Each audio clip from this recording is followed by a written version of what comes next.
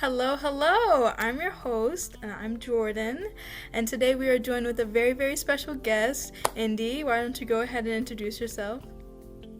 Yeah, of course. Thanks so much for having me here. I'm really excited about this podcast. So, my name is Indy. My pronouns are they, them. I identify as trans, non binary, agender, as well as queer / pansexual. I currently occupy the unceded land of the Kumeyaay people, also known as Chula Vista, California, and I work at GLSEN as one of the youth program associates. So a little bit about my background. I've been doing youth organizing work for about 10 years. A lot of my background has been in working with homeless youth, so pretty much 13 to 25. Okay. That was really good. That was the most in-depth background that I've ever had, and it was amazing. So Awesome. So today we are going to be talking a little bit about the impact of LGBTQ discrimination in schools, and then we'll be transitioning to the Day of Silence. That is kind of the theme of this episode. So we're celebrating the Day of Silence, which is actually the end of April, which by the time it comes out, it'll be pre-Day of Silence, but you know, the gist of it all. And then we're going to talk about how GLSEN is involved in the Day of Silence.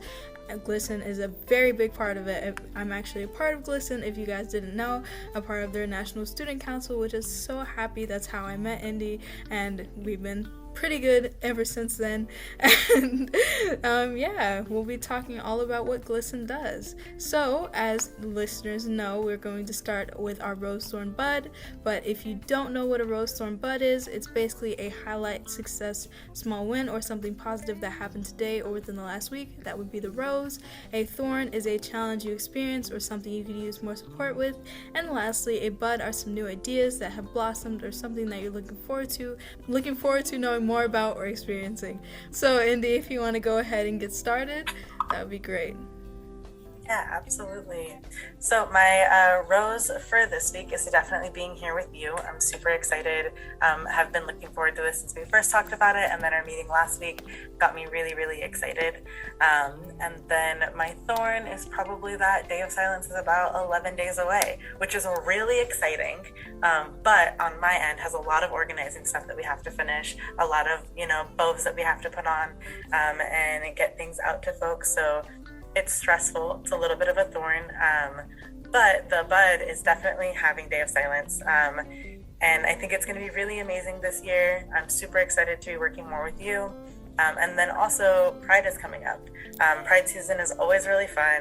I think it's probably one of the highlights working at GLSEN because it's an opportunity that we really get to focus on joy. I feel like the work can be really heavy throughout the whole year, as we know. And yeah, Pride, I feel like, is a great time to be able to celebrate one another and just kind of have fun and be together and be in community. For sure. I absolutely love Pride.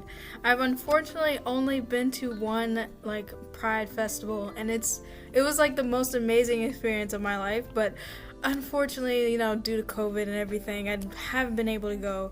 Are you actually planning on going to one this year?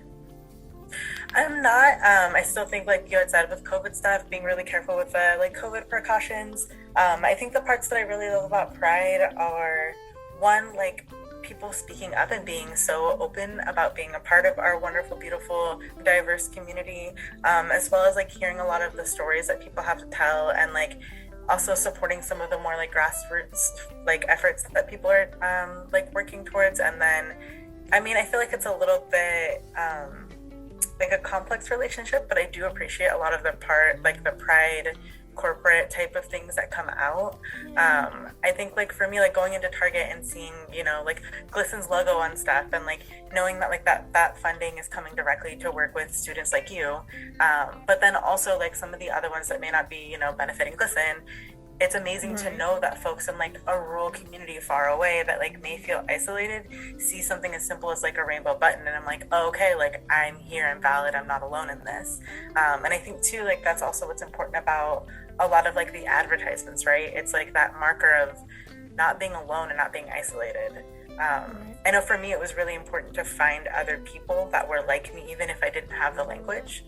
And so that's one of the beautiful things about Pride is that you have all these wonderful trans people being portrayed in media, and being out about their identities, and even something as simple as like identifying adults that use like they them pronouns, for example. Like that could mean a lot to a young person who may only know other young people who use those type of pronouns, and it's hard to imagine a future if you don't have anybody else who's living it.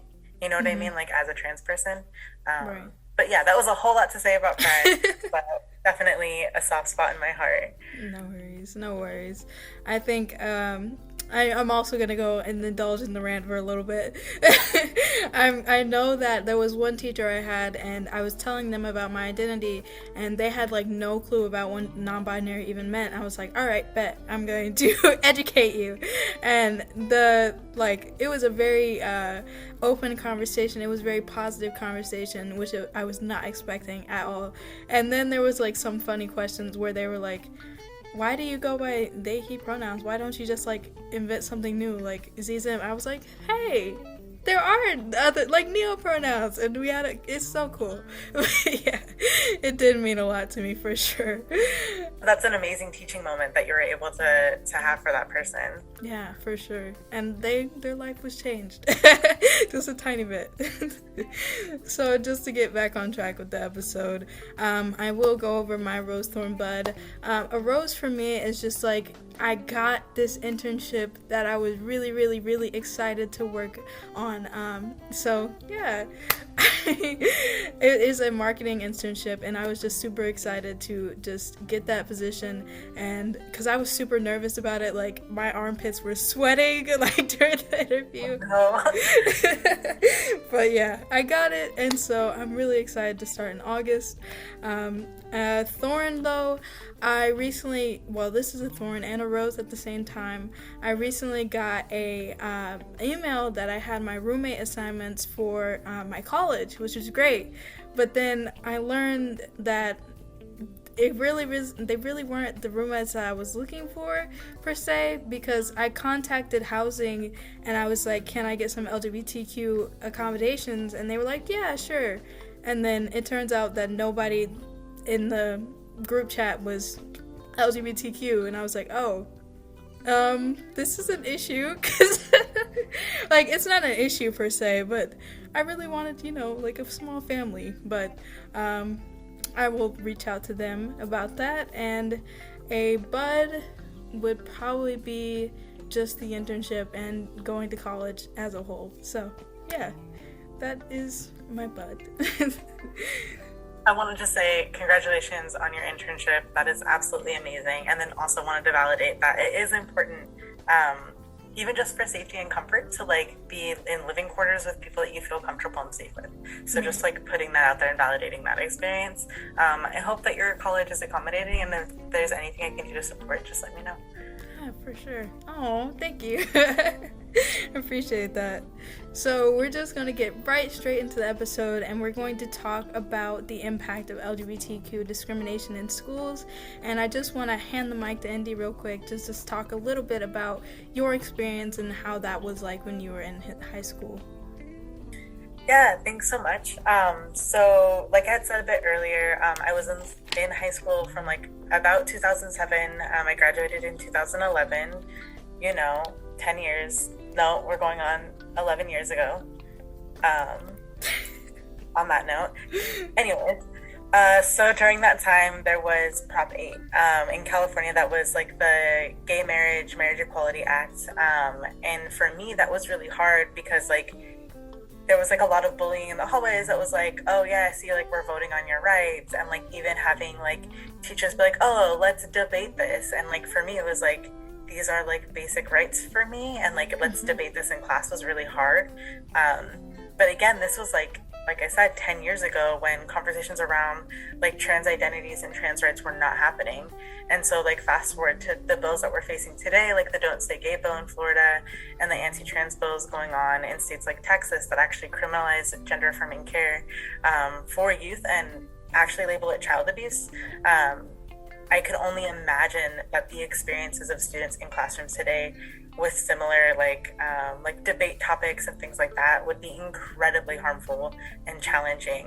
And I even think like young people are consistently hearing now like adults invalidating their identities and like actively participating in hate, right? Like the Don't Say Gay bills, it's like, oh, so my identity is so inappropriate for school. And it's like, no, I'm just, I just happen to identify a different way, or I just happen to like somebody of the same gender.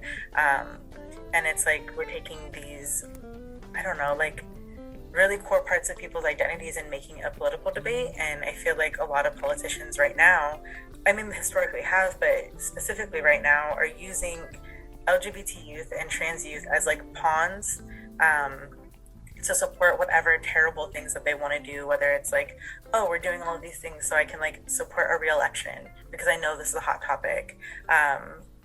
Yeah, it's terrible, and I can only, like I said, empathize and imagine the way that these translate to like direct bullying from peer to peer. And then, yeah, it's really rough right now when we look at the like political state of the country when it comes to LGBT support. Mm-hmm.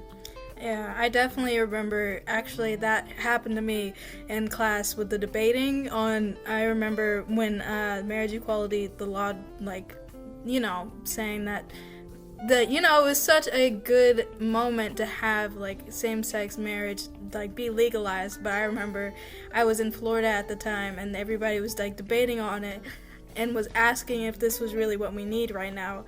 And it was just such an unsafe environment, and I felt like I couldn't be myself. I remember, I think I was in, like, middle school, but, yeah, I remember feeling like I was trapped, like I was not normal, and there's just so many feelings of just feeling unsafe in schools, especially because of that. And I can only imagine what the Don't Say bill Don't Say Gay bill actually is affecting people, because I was in virtual school, but now obviously I can't imagine what the environment is like in public, in-person school. And I just really wish the best for the people who are suffering right now because of that. Honestly, there was just such a trauma impact, for sure. Yeah, definitely. I also think too, like as a community organizer and an activist, I think especially in my younger, like, I don't want to say career, but like younger life, I thought that things like marriage equality were like the pretty things that like people really wanted to support, because like, gay weddings, it's so cute and cool, but like we don't want to have conversations about LGBTQ's homelessness. We don't want to have conversations about the increased amount of addiction that LGBT people experience, right? But I think now as like an older adult, like understanding, like you had said, like the impact that could have, even though like I'm gay married, right? Like I have a husband, and we're gay married, and we wouldn't be able to be married if it wasn't for, the bills that have passed. But like, I think that the impact that it does have is that validation and the like, you're seen and you're supported, and this one part of what you could potentially experience, right, of getting married is now a possibility. And I think that understanding kind of shifted things for me in my activism. Like every part of what we do is important. Yeah. So like you were saying, some of like the trauma impact in schools. So we actually have the National School Climate Survey. In 1999, GLSEN identified that there was no data around LGBT student experiences. So we started doing the National School Climate Survey and have been collecting data every 2 years since then. Definitely check out our website if you are even slightly intrigued. We have an executive brief on it that can give you a brief highlights, or we have these like more specific ones that talk about like BIPOC experiences, or experiences of Black students or trans and non-binary students, I think are some of the breakdown briefs. But for example, 78.1 students believed that bullying was a serious problem and was the second most serious problem behind emotional and mental health problems, which was at 84.4%. And so talking about like the things that these students in schools are facing and stressed about and having to navigate, bullying was like the second one, and the first one was mental health and emotional health. And how do those things intersect?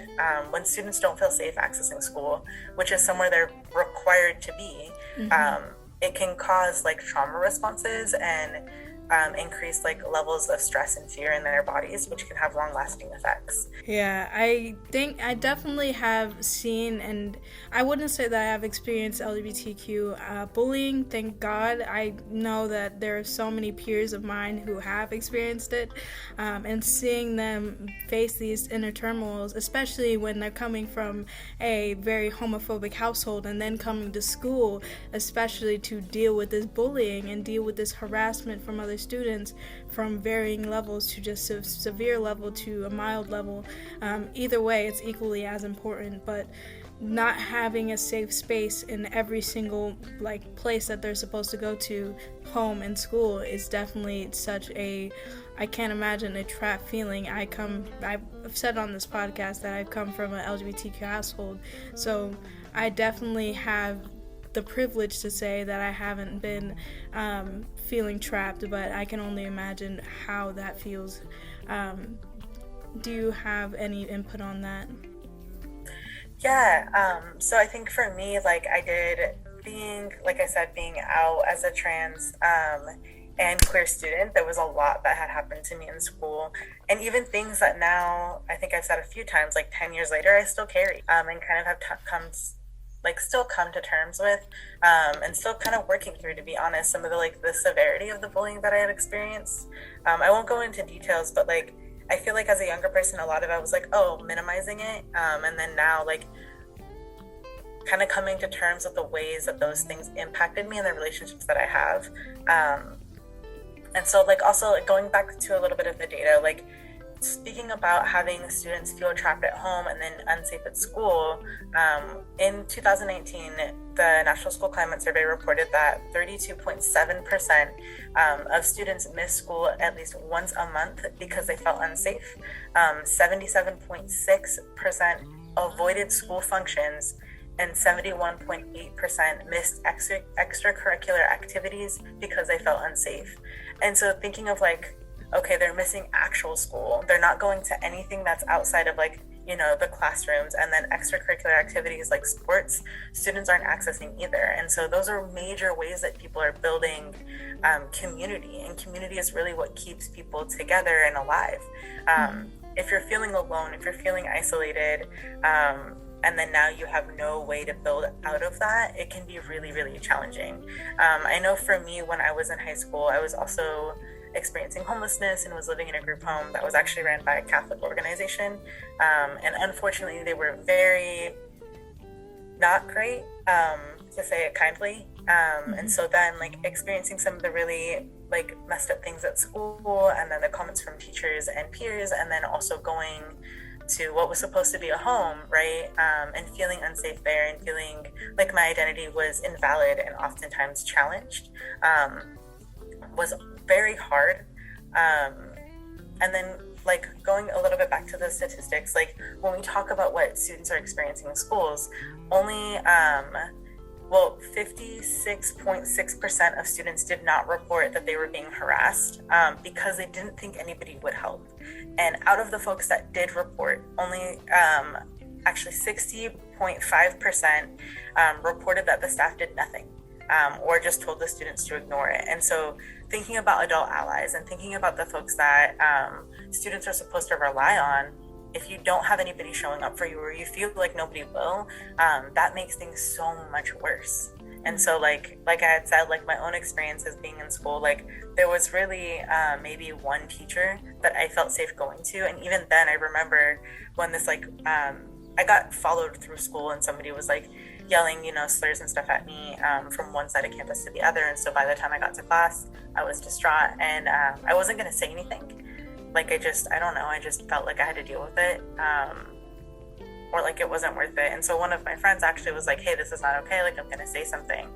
And luckily the teacher that we had spoke to ended up being a huge advocate of mine, and actually is still a friend today, spoke up for me. And unfortunately, the only system that we have is punishment, right?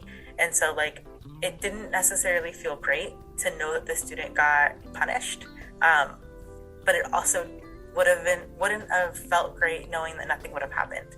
And I think that's where some of the transformative justice values come into play for me now, is when we think about punishment, like, is that really what we want from these folks, or do we want to engage in conversations? Like, it would have been amazing to have an experience where that student would have been like sat down with me and I could have explained like, hey, what you did was really hurtful and harmful. But we also don't have systems in place to do those things. And like I had said before, like, students aren't feeling safe to even report that. And so like, how do we reimagine this entire system? Sorry, going off on a little bit of like an abolitionist like tangent. But yeah, I think it's hard.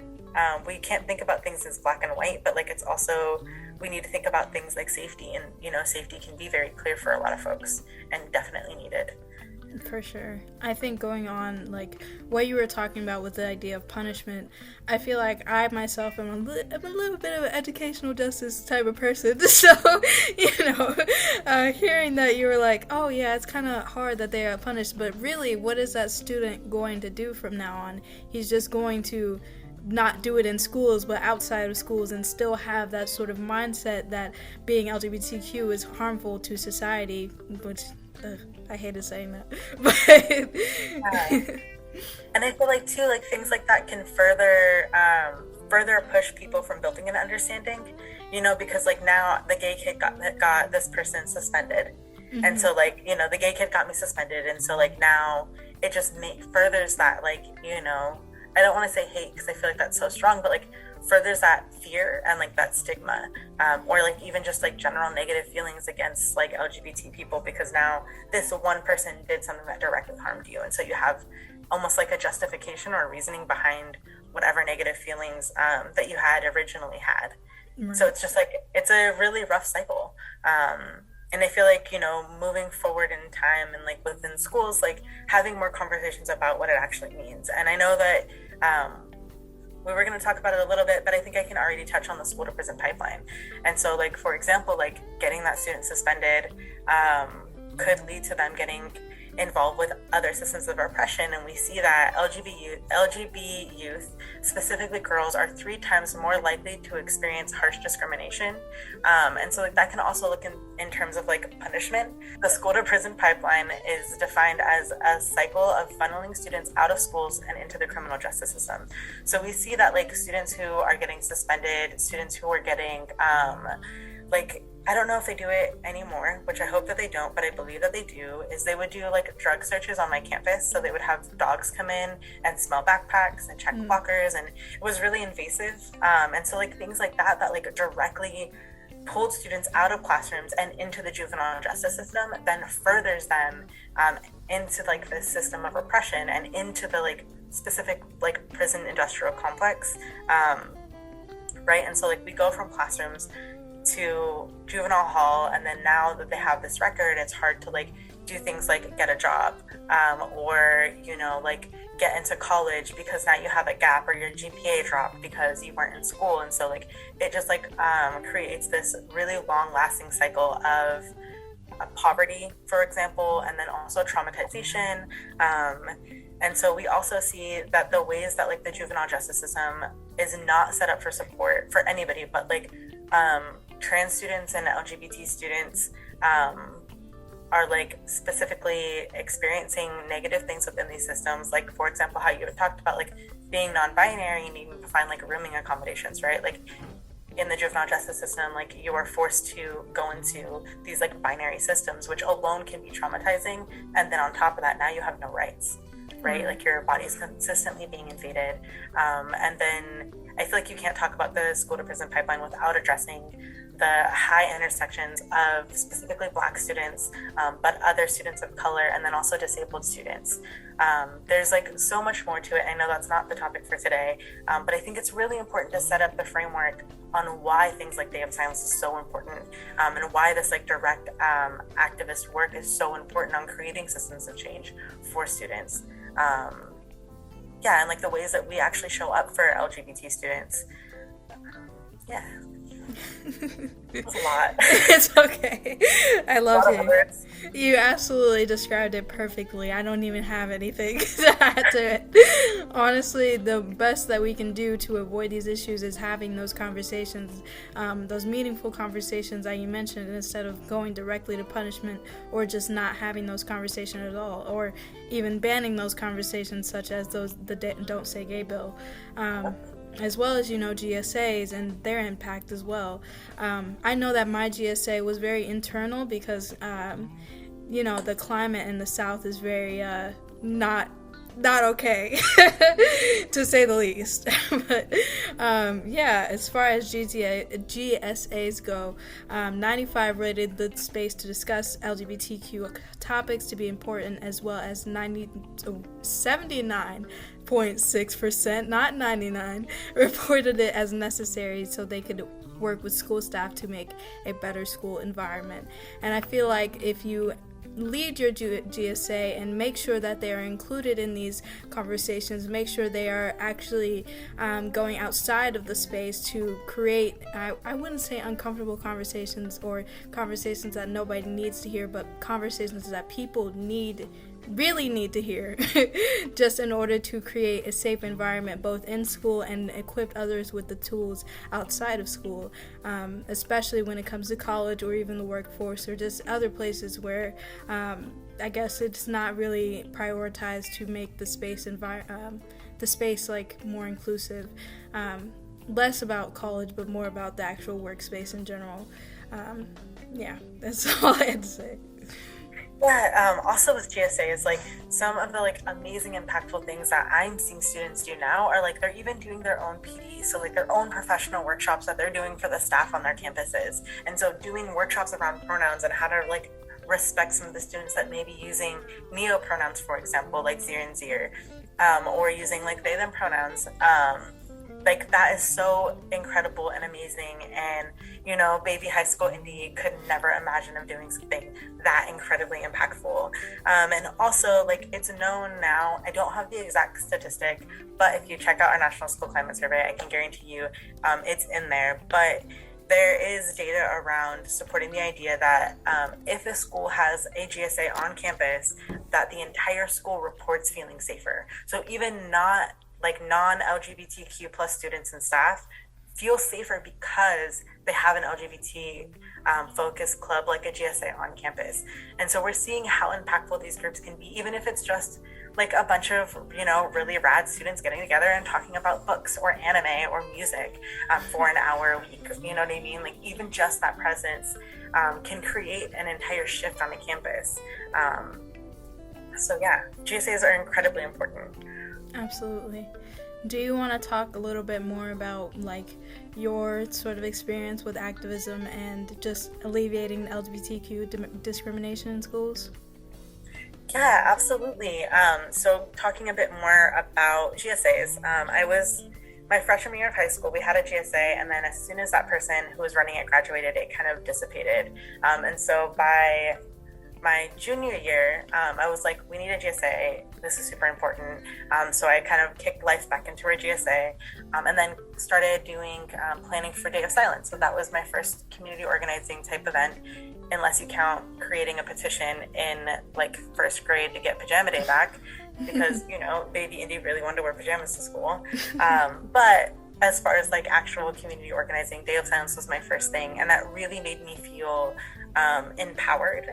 I know for Day of Silence, I didn't have faculty support. A lot of the teachers and stuff were like not on board with it, really fought back and like, how are we supposed to have like class discussions if people aren't speaking? And I was like unmoving on participating. And so we only had a handful of students who did it, but we held through the whole entire day. We did have a handful of faculty that were in support. I had those little like palm cards that GLSEN provides that have information about what Day of Silence is, and kind of the reasoning behind it. And so passed those all out. And then we did like a little march at lunchtime around the entire campus. The like 8 people who were originally a part of Day of Silence. And then through that march, I think we ended up with like 30 or 40 students. So it was really rad to just see people pop up and just join in with us. And so that really like I said, made me feel really empowered. And so I was seeking out other ways that I can get involved in activism and really coming into my identity as a trans person, not having a lot of the language that I feel like is needed and like that I use in my identity today, like gender, for example. There wasn't that much conversations around non-binary identities. And so that being said, I had like scoured the internet to find anything that I can get involved with, and I came across GSA Network. And so GSA Network, when I was participating, it was only in California, which fortunately I was also in California. They had something called the Queer Youth Advocacy Day, so I had applied and I got accepted, and it was incredible. It was the first time that I had ever been surrounded by so many queer and trans people, let alone other students, and then also seeing these like beautiful trans adults. I'd like never met a trans person besides like one other young person that was like a year older than me, and so like going to this event and having these like super rad like I said, like trans people and queer people, and being able to learn from them and do workshops. And then also like it was multiple days, so like I was staying in the genderless room is what they had called it, which was like the room for trans people, but you got to opt in, which I thought was incredible. It wasn't like, oh, you're trans, so you're gonna go to this room. I was like, no, like I want to be in this room because that sounds really cool. And like little did I know, baby Indy was non-binary, and that's why, you know, I wanted to be in that room. But something that was, I feel like, the most impactful for me about that, besides connecting with other people like me, was some of the advocacy work that we did. And so we did workshops around how to speak to legislators. And so there was a whole bunch of us that actually went to the Capitol in Sacramento and advocated for bills like the Fair Education Act, which required fair, accurate, inclusive, and respectful curriculum inclusion around LGBT folks and LGBT history. And then also like Seth's Law, which was a requirement for schools and school districts to include gender identity and sexual orientation in any of their anti-bullying policies, which I think again too was like very impactful. Seth's Law was named after a student who like had experienced bullying, and I believe had died by suicide. I may be misquoting, but I believe that's what had happened, which is terrible. But yeah, that was like, I had never even known what a legislator was. My family was never, you know, activist in any way. I don't even think my mom voted at all. And so like learning about all of these things and like seeing, you know, these like active efforts that I did like pay off, like the Fair Education Act passed. I'm 99% Seth's Law did too, but I don't remember, again, you know, it was 10 years ago. But yeah, it was like super, super impactful. And so then from that point on, I really became a community organizer. And so like I got involved with the GSA Network Board of Directors. And this was like, you know, as a 17-year-old, I'm on a board of directors for a statewide nonprofit. What the heck was I doing? I had no idea. But like, you know, these folks invested in me and really taught me how nonprofits work. And then from there, like I joined a community organizing queer youth coalition that focused on reducing LGBT youth access to drugs and alcohol. Was an incredible, impactful idea. The way that the contract was written wasn't great, which again, I kind of, you know, talk about the nonprofit industrial complex. But anyways, on topic, I ended up becoming the staff person, so I got paid to do this community organizing work with LGBT youth. And so from that point, that kind of like snowballed my career into working with young folks. And like I had said before, like working a lot with homeless youth. I ended up on another board of directors for the California Coalition for Youth, an amazing organization that does a lot of political advocacy around disconnected youth, so like foster youth and homeless youth, increasing either access to resources, funding.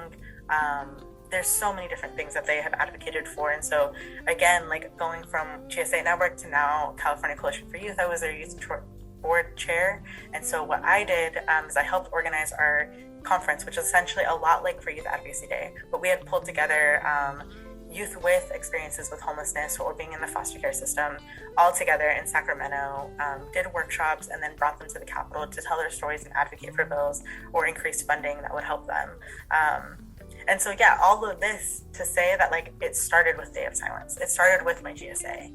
It started with seeing the effects that something I could do as Indy could create change, was really, really empowering. And now fast forward to, 2022, now I'm working at GLSEN, who started Day of Silence. GLSEN, who has been supporting Day of Silence, for so long. And so it's incredible. And I feel like a lot of folks can minimize the impacts that Day of Silence can be like, oh, it's just people being quiet. And it's not that. For me, it was like, I finally have the choice to be silent, and I'm taking it. I really wanted people, for me, to understand what it was like to not have my input, to not have my thoughts or my opinions or my ideas being shared in the classroom. And so it was my decision to be silenced instead of all the times that I sat in my chair not feeling safe to share my story or to share my thoughts on something. And I think that really makes folks think about it, and the amount of students that are being silenced, even if it's just one student or if it's the entire school, right? Like, that is incredibly impactful. So going into like a little bit more about Day of Silence. So silent protests are not something that, Day of Silence started with. The first silent protest that I had found on record. So in 1917, there was a group called the Silent Centennials. They were the first group to picket out front of the White House in favor of women's right to vote in the U.S.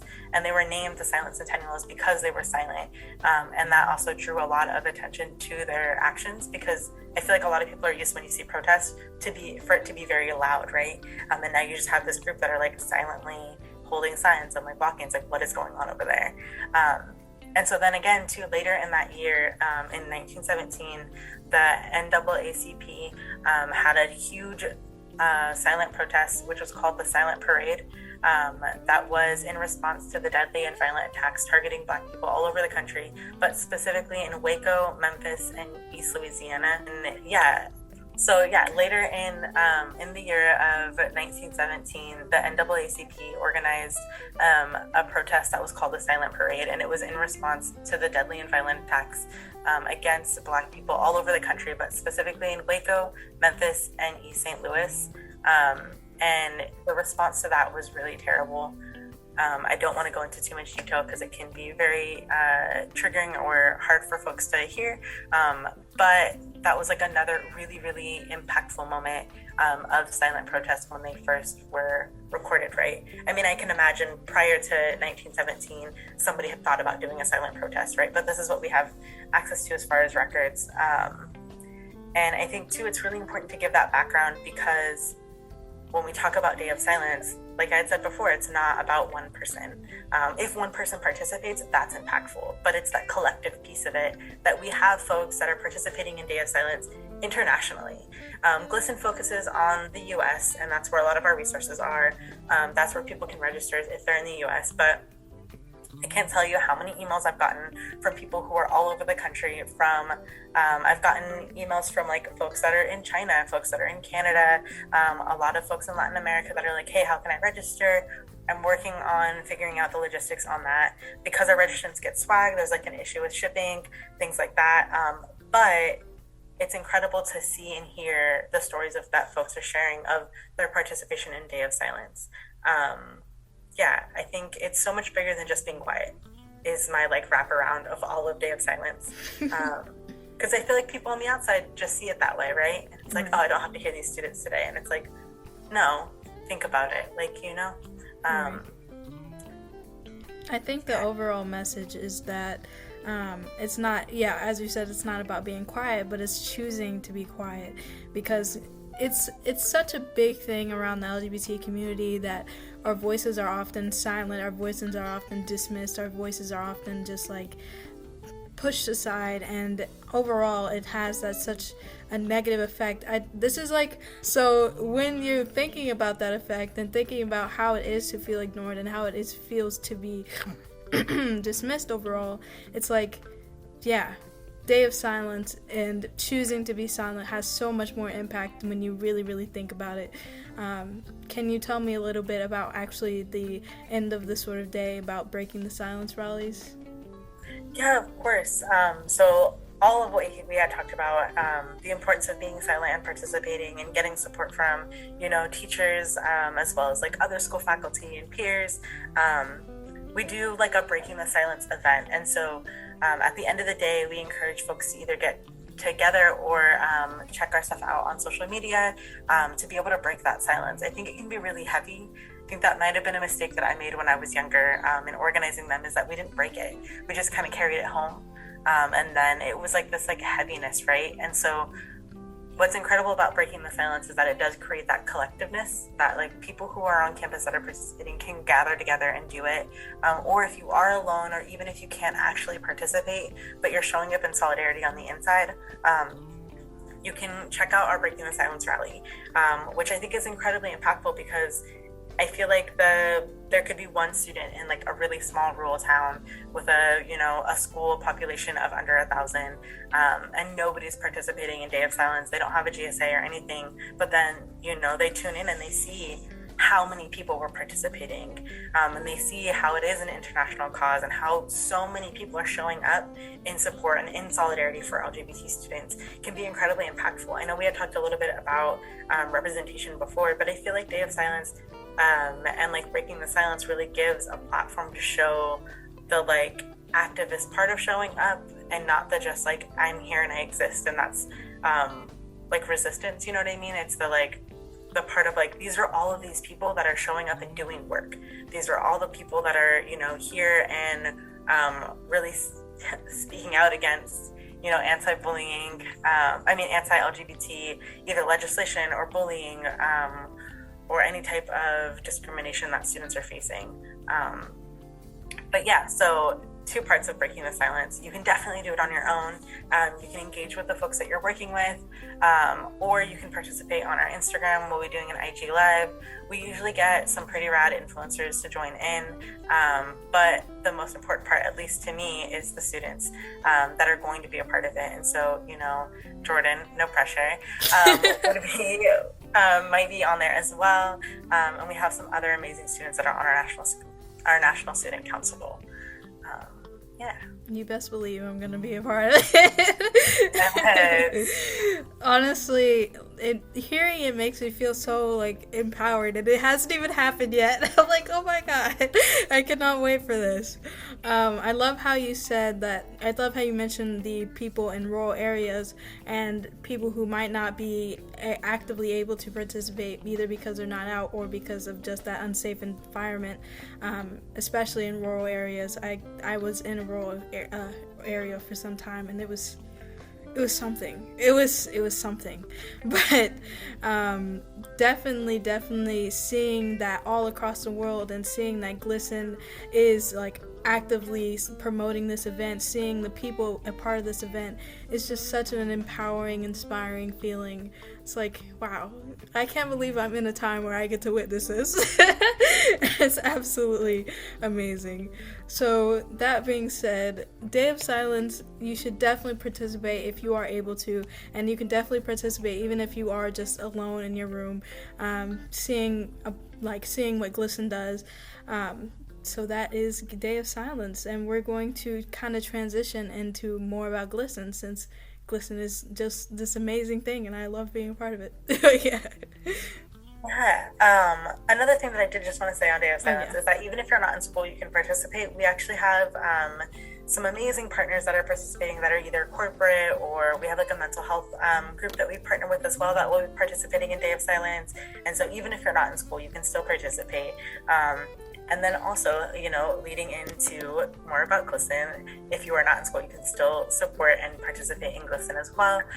We have some really amazing things that we focus on. For example, we have an entire policy department.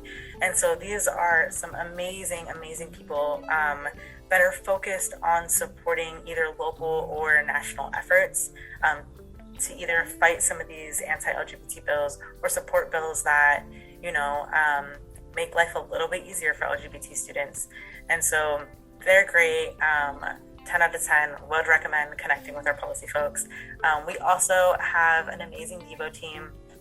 So I had talked about a little bit ago, some of the partnerships that we have are really, really awesome, and show up, one, of course, unfortunately, we live in a world that's called capitalism, and we have to have funding to make this happen. So what's incredible, though, is that we have these corporate sponsors that can collaborate with us and uplift the work that we're doing. And so, like, I know we had, like, for example, T-Mobile last year had promoted our National School Climate Survey, which increased the amount of folks that had engaged in it. And so, like, yes, capitalism and pinkwashing, but, like, also how can we use these tools that we have to have that are existing anyways to best benefit the work that we want to do.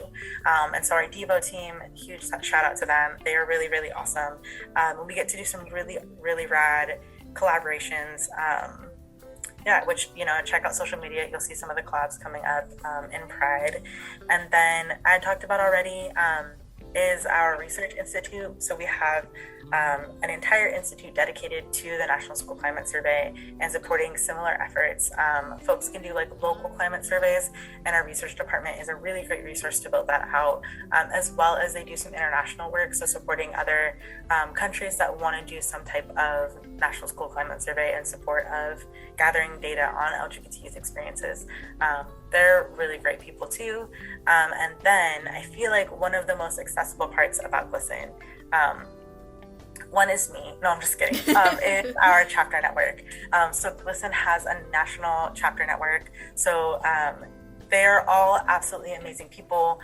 They're groups of volunteers that do a lot of the organizing in their local areas to get either resources out about GLSEN or show up for LGBT youth, organize events. I know the San Diego GLSEN chapter did, like, a roller skating event, which was really rad. I know a lot of people are doing queer proms and rainbow graduations, and so our chapter network is incredible. If you do want to check out and see if you have a local chapter, it's glsen.org, so glsen.org/chapters, and that'll give you a list of the existing chapters. If you don't have one in your area and you're like, oh my god, we need this, connect with us. We can help you support creating one and getting some of these, like, amazing resources directly in your areas. The chapter network not only does really great, fun, joyous events, like I had mentioned, they also do professional development. So we do PD training, so professional development trainings for our chapter network, and so then they are trained and certified to go out into schools in the community to provide training on how to support LGBT students, providing what other type of support that educators or faculty may need. And then they also have things called shine groups, which are youth advocacy, like, groups, which are also really, really rad. And then closing it all with our amazing National Student Council, which Jordyn is a part of. Right now we have 20 students across all the regions in the U.S. that are absolute gems. I'm so excited to be working with you all. Unfortunately, some folks are graduating, which is fortunate for some folks that are not on the NSC yet, because applications will be opening soon. And so if you are interested in applying, definitely stay tuned on our social media, check out our website. The National Student Council is open to high school students. And yeah, there's some pretty rad things with that too. And hopefully that was everything about GLSEN. I'd like to add one more thing. The Freedom Fellowship program, which I'm looking forward to. Go on about that, because we need to know what other resources y'all have for past high school students. Yes, how could I possibly forget about the Freedom Fellows? So it is actually a new program. Maybe that's why I forgot about it, giving myself a little bit of grace, right? It started this year, and so the Freedom Fellowship is a fellowship program that has students that are regional, and so we get regional fellows from each area that support the chapter network, or the chapters that are in that area, as well as the work that GLSEN is doing. It's an amazing mentorship opportunity and internship opportunity. Of course, they're paid, which is great. Don't want to exploit young folks. And there's a lot of other different type of training and workshops that the fellows go through, as well as working in really close collaboration with staff at GLSEN. So yes, if you are interested in applying to be a fellow, definitely check it out. I'm not exactly sure when the application is coming out. I'm assuming it'll happen soon. And then also for the NSC and for the fellows, you don't have to already be a part of GLSEN. I think that might be a little bit of a confusion point. If this is your first time even hearing the word GLSEN and you want to apply, please do. For sure. And I'm gonna say there's huge competition because I'm applying too. Let's go. I'll put in a good word. Oh, thank you. But no offense to those who are also applying. I mean, good job, and I hope you guys do well too. I love that for you. Best of luck. For sure. Any ending comments before we close out this episode? Just so much gratitude to be here, and I think it's I always learn so much when I'm talking with you, so I really appreciate that, and I appreciate the space too. I feel re-excited about Day of Silence. I know in the beginning I had said it was a little bit of a thorn, but now I feel like it's definitely turning in, that thorn is like now turning into a bud. Aww. With like rose petals, because I'm so excited, and I think too acknowledging the impact that it's had on me makes me feel like, full circle. So I'm just really excited to be a part of this. And then, of course, incredibly proud of you for this podcast. It's absolutely incredible to see all the background pieces of it. I've never been a part of a podcast before, but seeing how incredibly organized you are, and then also just an absolute joy to be around. Thanks so much. Of course, don't make me cry. All right. Well, thank you so much for being here, and for all the kind comments. That was amazing, and for all of your amazing insight. So yeah, just gonna close out this episode. It was a very good one, but of course it always comes to an end. Good things come to an end. But we do have a website that you can check out, which is foreverbloompod.org. You can find us on Instagram, TikTok, and Facebook, all at foreverblooming.org, plus on Twitter at foreverbloom.org. And you can find GLSEN. Please do find GLSEN. Follow them. You can find them on their website, glisten.org, or you can find them on Instagram, Twitter, YouTube, and Facebook at GLSEN. Follow them. This is your last message. The research and transcript for this episode are on Forever Blooming's website in our podcast section. Our podcast guest form, if you want to be on our podcast like Indy here, is also in our podcast section. And you can also find our audience spotlight form. You can also find our audience spotlight form where you can ask for advice to be featured in one of our episodes. Management at foreverbloompod.org is our email. Let us know your thoughts, questions, and how we can improve the podcast, because we love hearing from you. Be sure to check us out on fborg.card.co, and that is card with 2 R's for all of our easy, accessible links. Make sure to like, comment, subscribe, rate us on Spotify, and share with your friends if you enjoyed this episode. And lastly, have a great day, afternoon, or night whenever you're listening to this. Thanks for tuning in. Thanks.